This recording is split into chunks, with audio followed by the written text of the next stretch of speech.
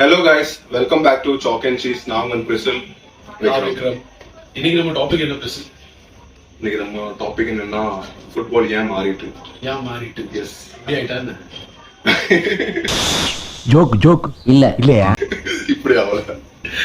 So அதான் guys, இன்னைக்கு நம்ம டாபிக் என்ன, as football changed a lot from compared to the earlier days. அதான் yesterday அப்படி அந்த இதுல இருந்து ஃபுட்பால் முன்னாடி மாதிரி இருக்கா இல்லையா, இப்போ மாறிட்டா, the way they play and everything. So இதான் guys இன்னைக்கு நம்ம டாபிக் இதான் பார்க்க போறோம். So உனக்கு என்ன தோணுது, உன்னோட according to you what do you think are the reasons முன்னாடி மாதிரி ஃபுட்பால் இல்ல இப்போ மாறிட்டு அப்படின்னு? பிளேயர் வந்து பயப்படுறாங்க,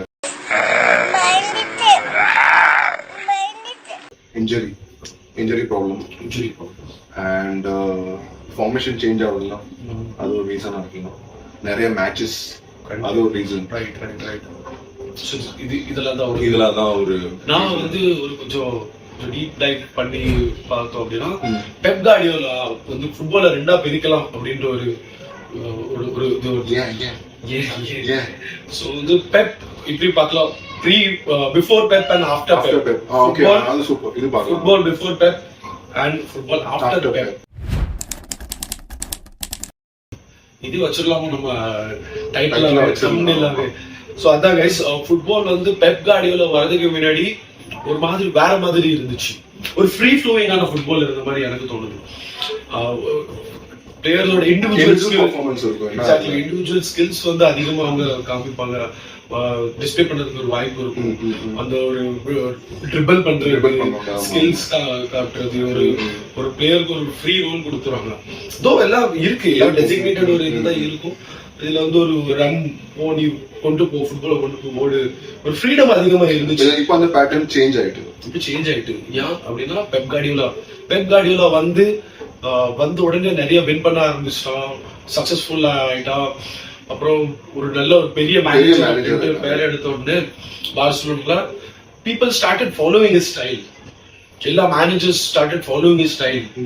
இது என்ன சக்சஸ் ஃபார்முலா, இது ஒரு நல்லா இருக்கு, இது என்ன success formula. they started analyzing his way of football, the way he thinks, the way he puts his team across, the strategy, tactics எல்லாம் அது பார்க்க ஆரம்பிச்சு எல்லாருமே சேஞ்ச் பண்ணிட்டாங்க ஃபுட்பால் மேனேஜர்ஸ் அண்ட் கோச்சஸ்மே.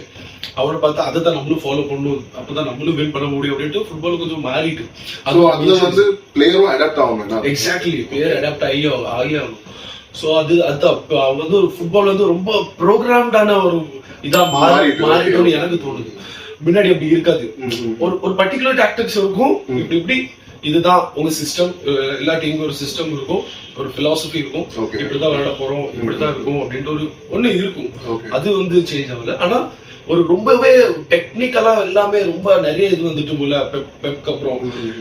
இப்போ வந்து இங்க ஒரு பால் இங்க ஒரு டிஃபென்ஸ்ல இருந்து இங்க பாஸ் பண்ணணும் அப்படின்னா உடனே அடுத்த என்ன மூவ், 5-6 மூவ் என்ன இருக்கும்னு ஆல்ரெடி எல்லா பிளேயர்ல மைண்ட்ல அது அப்படி உட்கார்ந்துட்டு அப்படிதான் ஃபுட்பால்.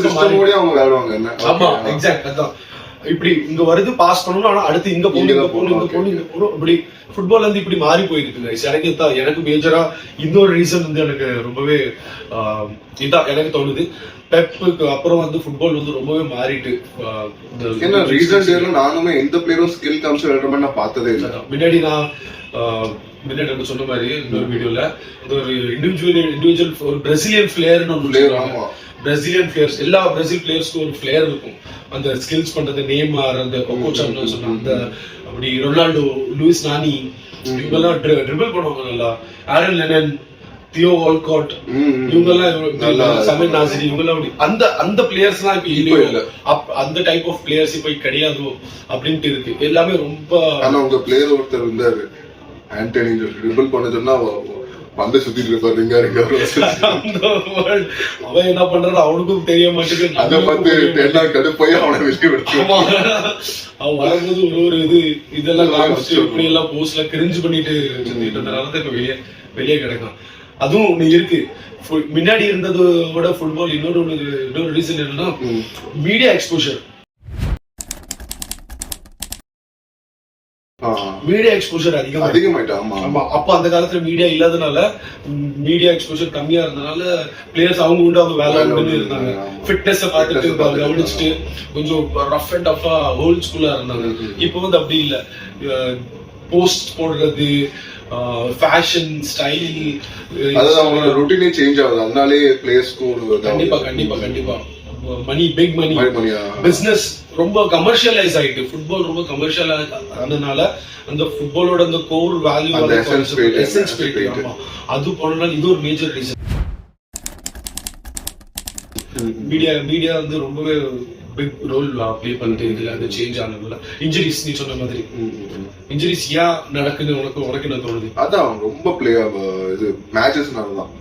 டக்குன்னு இங்க இருந்து இப்ப சாம்பியன்ஸ் லீக்னா 2 நாளா ஓடணும், திரும்பி அங்க இருந்து இங்க ரிட்டர்ன் வந்து விளையாடணும், அதெல்லாம் கிளைமேட் சேஞ்ச் ஆகும், எல்லாமே இருக்கிறதுனாலதான் அது ஒரு ரீசனா இருக்கலாம். ரைட், நீ சொல்றது ரைட். அது ஒரு எக்ஸ்டென்ஷனா இன்னொன்னு என்னன்னா, முன்னாடி எல்லாம் இன்டர்நேஷனல் மேட்சஸ், அதுவும் ரைட், இன்டர்நேஷனல் மேட்சஸ் வந்து கொஞ்சம் கம்மியாவே இருக்கும். வேர்ல்டு கப் விட்டா அந்தந்த கான்டினென்டோட கோப்பா அமெரிக்காவோ, யூரோஸோ, கோப்பா அமெரிக்காவோ இவ்வளவுதான் இருக்கும். அதனால கொஞ்சம் கொஞ்சம் ஃப்ரெண்ட்லிஸ். ஆனா இப்போ அப்படி இல்ல, இப்போ நேஷன்ஸ் லீக் நடுவில் ஒலிம்பிக்ஸ் வந்துடும், கான்ஃபெடரேஷன்ஸ் கப், அப்புறம் காம்படிஷன்ஸோட ஃபார்மேட் இப்போ சேஞ்ச் ஆயிட்டு. லைக் யூரோப்ல Champions League, European league change ஆனதுனால மேட்சஸ் இன்னும் எக்ஸ்ட்ரா தான் இருக்கு. சோ இது ஒரு மேஜர் ரீசன்.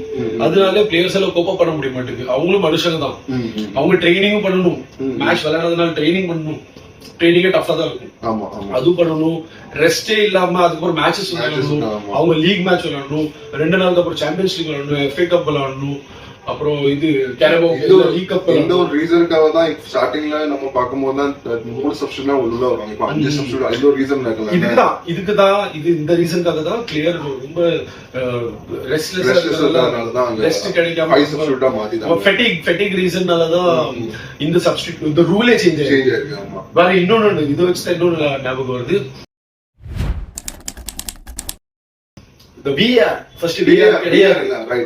கேம் போய்கிட்டே இருக்கும், ரெஃபரியோட டிசிஷன் அவ்வளவுதான். அது சரியோ தப்போ டிசிஷன் எடுத்துட்டாங்க 90 மினிட்ஸ் ஃபுட்பால் ஆடாங்க பிளஸ் ஆடட் டைம். இப்போ அப்படி இல்ல, இப்போ ஒரு 90 minutes plus added time plus விஆர்ல போற விஷயம், அது அந்த டைமும் அது ஆட் ஆகுது. அப்புறம் ஆஃப் சைடு வந்து அதுவுமே சரியோ தப்போ, ஆஃப் சைடுனா ஆஃப் சைடு.